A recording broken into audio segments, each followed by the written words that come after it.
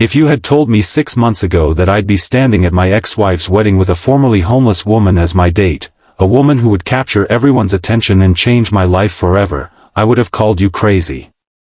But life has a way of writing stories stranger than fiction.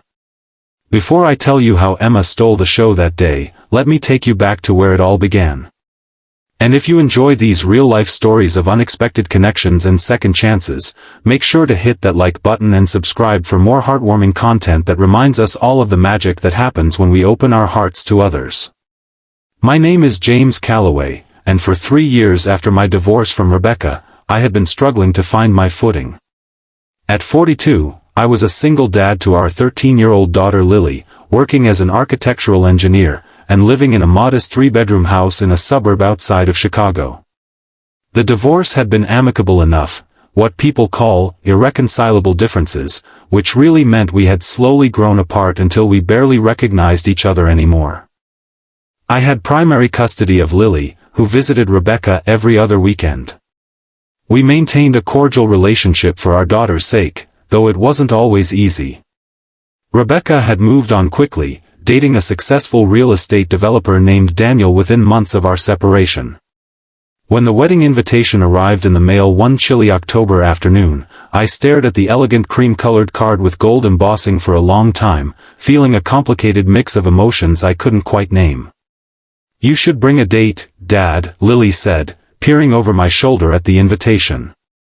She had her mother's intuitive nature and my analytical mind, a combination that made her wise beyond her years. "I don't think so, sweetheart. It's not that kind of event for me. Mom would want you to. She feels bad that you're alone." That stung more than I wanted to admit.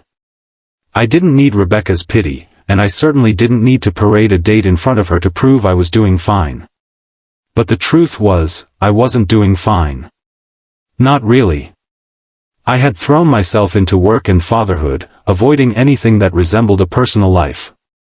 My colleagues had stopped inviting me to happy hours. My dating app profiles had been deleted months ago after a string of awkward first dates that led nowhere. I had convinced myself that Lily and my career were enough, that I didn't have room for anything, or anyone, else. Winter settled over Chicago with its characteristic brutality. It was during one of those bitter January mornings, with the wind whipping off Lake Michigan like icy daggers, that I first saw her.